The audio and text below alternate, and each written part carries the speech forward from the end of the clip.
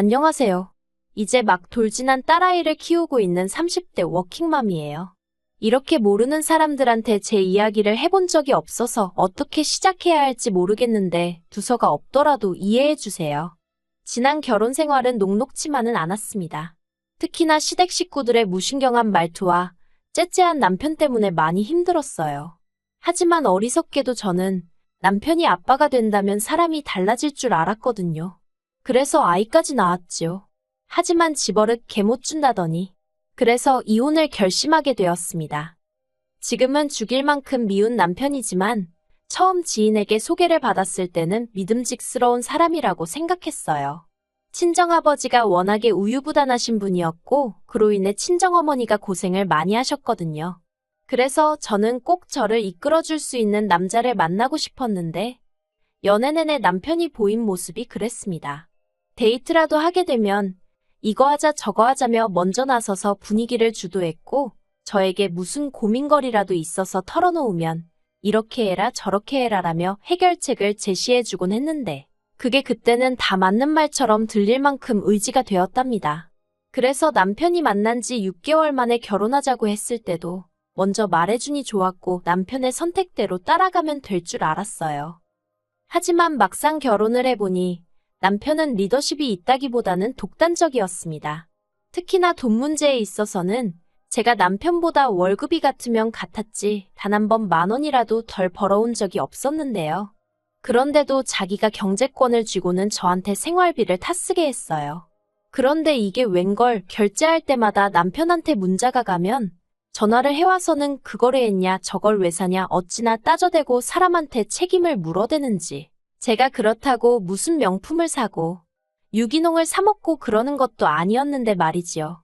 심지어 한 번은 친구들을 만나서 스파게티를 먹었는데 비싼 것도 아니고 한 접시에 15,000원짜리였거든요. 그런데 그걸 가지고 스파게티 한 그릇의 원가가 얼만지 아냐?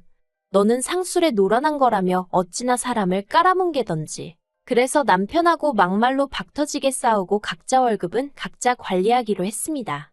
지금 생각해보면 이때 그냥 이혼했어야 하는데 그때만 하더라도 제가 남자를 잘못 골랐고 섣부르게 결혼을 결심했다는 걸 인정하고 싶지 않았던 것 같아요. 그래도 다행이라고 해야 할지 월급을 각자 관리하기 시작한 이후로는 좀 숨통이 트이는 기분이었어요. 그런데 남편은 아니었던 모양입니다. 그 일이 있고 얼마 지나지 않아서 남편이 다니던 회사에 대대적으로 구조조정의 바람이 불고 있단 이야기가 들려왔어요. 그리고는 저한테 대놓고 말은 안 했지만 자꾸 앓는 소리 죽는 소리가 늘어가는 게 월급이 줄은 모양이 돼요. 저희는 월급을 각자 관리하면서 생활비도 똑같이 각출해서 썼었는데 언젠가부터 한다는 소리가 자기는 회사에서 저녁 해결하고 올 때도 있는데 왜 식비를 똑같이 내야 되냐 하질 않나. 자기는 씻을 때 뜨거운 물 많이 안 쓰는데 난방비가 너무 많이 나왔다나. 진짜 제 얼굴에 침 뱉기 같아서 차마 일일이 적을 수는 없지만 별 말 같지도 않은 소리를 하면서 생활비도 저보다 덜 내고 싶어 하더라고요. 그렇지만 그럴 때마다 저는 남편이 그런 말을 무슨 의도로 하는 건지 뻔히 알면서도 못 알아듣는 척 모른 척하며 무시해버렸습니다. 만약 그렇게까지 왜 참고 살았냐고 물으신다면 솔직히 친정부모님이 항상 입버릇처럼 하시던 말씀이 이혼하면 여자만 손해다 였거든요. 이혼녀 딱지 달고 세상 살기가 쉬운 일이 아니라고요.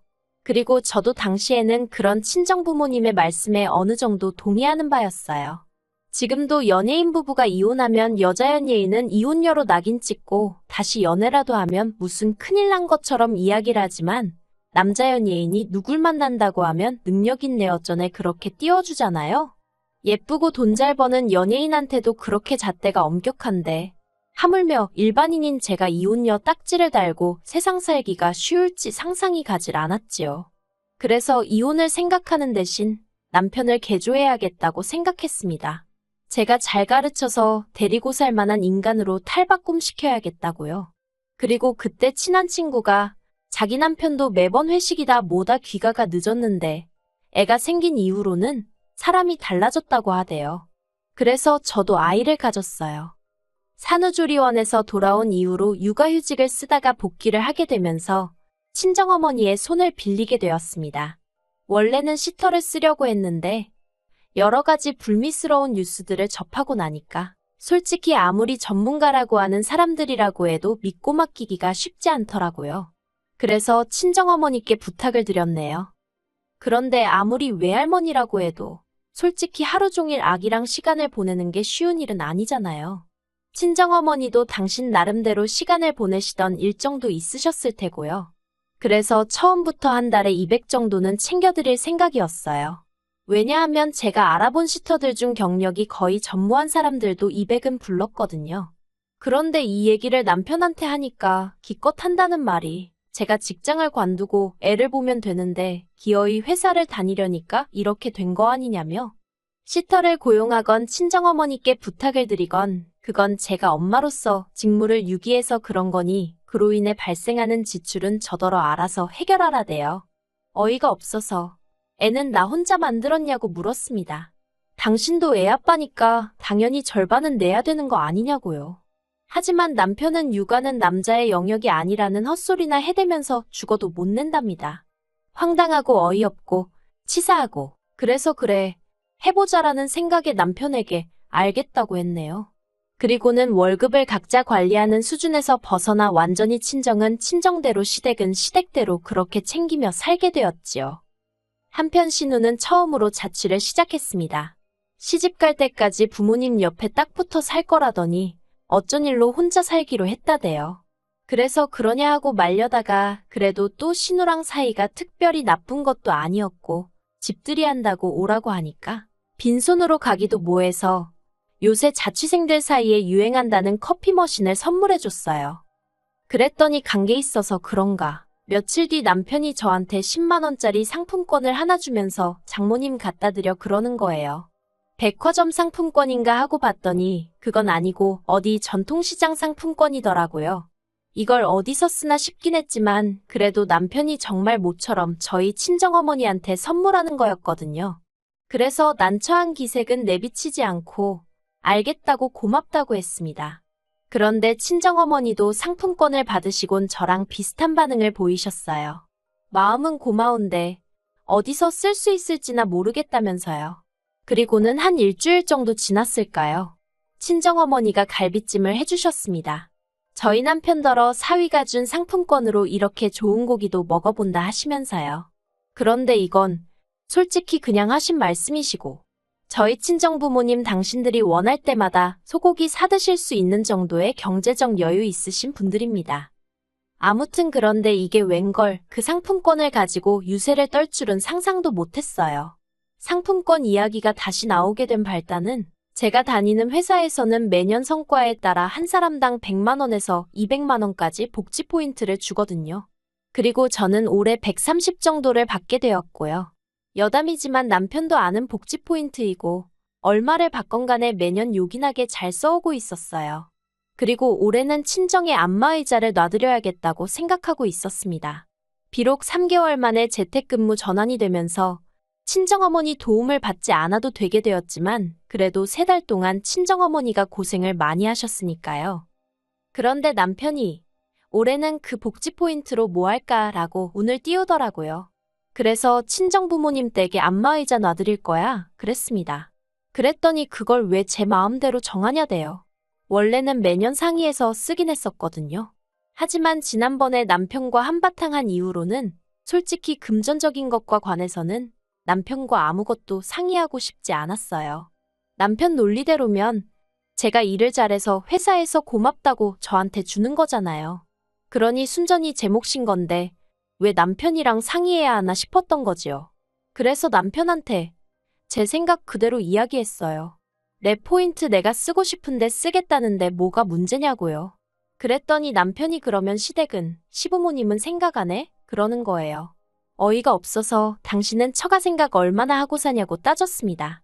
그리고는 그렇게 시부모님 사드리고 싶으면 당신이 당신 돈으로 사드려. 월급 받아서 그 돈 다 뭐해? 생활비라고 100만 원 주고 나면 당신 생전 나하고 1원 한 푼 상의해서 쓴 적 있어. 그러니까 이번에도 알아서 잘 사드리라고 쏴붙여버렸네요. 그러자 남편이 입술을 대빨래 밀고선 인정머리가 있네 없네. 누가 누구한테 할 소리를 하던지요. 그런데 그 일이 있고 며칠 뒤 생각지도 못한 사람에게서 연락을 받았습니다. 바로 신우였어요. 신우가 먼저 저희 남편, 그러니까 자기 오빠한테 들었다면서 저희 회사 복지 포인트 이야기를 꺼내더라고요. 뭐라고 달리 반응을 보이기가 어려워. 네, 맞아요. 그런 게 나와요 하고 적당히 대꾸만 하고 있었어요. 그런데 신우가 정말 잘 되었다며 이번에 자기가 컴퓨터를 사려고 하는데 저더러 복지 포인트로 대신 사달라대요. 그러면 자기가 현찰로 주겠다고요. 사실 복지 포인트를 쓰려면 지정된 곳에서만 써야 되다 보니까 100% 마음에 드는 물건을 찾기가 쉽지는 않거든요. 그래서 저도 남편에게는 친정어머니 쓰실 안마의자를 사드릴 생각이라곤 했지만 마음에 딱 드는 모델이 없어서 고민이 많았지요. 그런데 신우가 돈으로 주겠다고 하니까 솔직히 잘 됐다 싶더라고요. 그래서 바로 알겠다고 했습니다. 그런데 피는 못 속인다고 해야 되는 건지 어쩌면 남매가 그렇게 하는 짓이 똑같을 수가 있을까요? 신우와 통화를 마친 뒤 아가씨가 말한 컴퓨터. 지금 찾아보니까 150만 원 정도 한다고 알려줬어요. 그랬더니 신우가 그러면 내가 20만 원만 보내주면 되죠? 그러는 거예요. 순간 이해가 안 돼서 신우더러 그게 무슨 말이냐고 150만 원짜리라니까 웬 20만 원이냐고 물었어요. 그랬더니 또다시 신우는 복지 포인트 쓴다고 했잖아요 그러는데. 그리고는 서로 간에 몇 번 더 말이 오가고 나서야 상황 파악을 할 수 있었습니다. 남편이 정확히 뭐라고 했는지는 모르지만 신우는 제 복지 포인트에 자기 돈 조금만 보태면 컴퓨터를 살 수 있다고 생각한 모양이에요. 정말이지 떡 줄 사람은 생각도 안 하는데 남매가 나란히 김칫국이나 마시는 꼴이라니. 그리고 이 이야기가 시부모님 귀에까지 들어가면서 상황은 걷잡을 수 없이 복잡해져 갔습니다. 시부모님이 저를 불러놓고 너는 친정만 챙기냐? 시댁은 웃음냐 하시더니 왜 기분 나쁘게 차별을 하냐고 그러시는 거예요. 그러더니 당신들이 이번에 한 번만 저를 용서해 줄 테니까 대신 복지 포인트로는 신우 독립한 기념으로 선물하는 셈 치고 컴퓨터를 사주랍니다. 그러면 그냥 이번 일은 없던 일처럼 눈 감아 주시겠다나요? 어이가 없어서 제가 잘못한 일도 없는데 그게 무슨 말씀이시냐고. 그렇게는 못한다 했습니다. 그러자 하시는 말씀이 니네 엄마한테는 내 아들이 상품권도 줬다면서 그러는 거예요. 어이가 없어서 남편을 쳐다봤어요. 그랬더니 남편이 사실인데 뭘 그러냐입니다. 그래서 제가 어디 쓸 때도 마땅치 않은 상품권을 줘놓고는 그리고 그나마도 친정어머니는 고마운 마음에 당신 생돈 들여 고기 사셨고 그거 다 당신이 처먹지 않았느냐고 소리를 질렀어요. 그리고는 어머님더러 어머님도 앞뒤 사정도 모르시면서 아들 말만 듣고 그렇게 나서시는 거 아니라고 한 소리 했네요. 근데도 속에서 화가 안 풀려서 결국 남편더러 돈할 거면 그냥 혼자 살라고 했어요. 같이 사는 룸메이트도 당신처럼 야박하겐 안 할 거라면서요. 그리고 제 입에서 이혼 소리가 나오자 어머님이 저더러 미쳤냐며 언성을 높이셨습니다. 그런 모습을 보고 있으니 정말 하루빨리 이혼하고 싶다는 생각밖에 안 들더라고요. 그래서 어머님과 남편을 뒤로하고 먼저 시댁에서 빠져나왔습니다. 그리고는 친정어머니가 아이를 맡아주고 계셨거든요. 친정어머니한테 달려가 시댁에서 있었던 일을 털어놓고는 이혼하고 싶다고 하소연을 했어요. 평소라면 그래도 이혼은 안 된다 참고 살아라 하셨을 어머니셨지만 그날은 제가 어찌나 서럽게 울었는지 그래 정 힘들면 헤어져야지 그러시대요. 그래서 지금 변호사 사서 이혼 소송 진행하고 있습니다. 협의 이혼이 아니라 이혼 소송까지 가게 된 건 남편이 양육비 가지고 어쩌고저쩌고 하며 그걸 깎으려 들었기 때문이에요. 솔직히 위자료는 생각도 없었고 애 양육비만 약속해 주었으면 했어요. 많지도 않았고 한 달에 80만 원 정도를 생각하고 있었지요. 그런데 양육비를 흥정하려 드는 남편의 모습에 너무 열받아서 아이 위자료도 받아야겠다고 제가 마음을 바꿔먹었어요. 그래서 소송으로 진행하게 되었습니다. 시간이 좀 걸리기야 하겠지만 변호사 말이 저는 걱정할 거 없다고 하더라고요. 남편은 결혼만 하면 제가 월급도 죄다 갖다 바치고 연애 때처럼 남편 말에 꼼짝도 못하고 따르고 그럴 줄 알았나 봐요. 어리석었던 거지요. 요새 그렇게 사는 여자가 몇이나 된다고 그리고 저도 제 몸 하나 건사하고 살 능력은 되는데 못하러 그러겠어요. 하지만 지나간 일 곱씹어봤자 의미 없고 적어도 앞으로는 남편과 얽힐 일은 없을 테니 그걸로 만족하며 살아보겠습니다.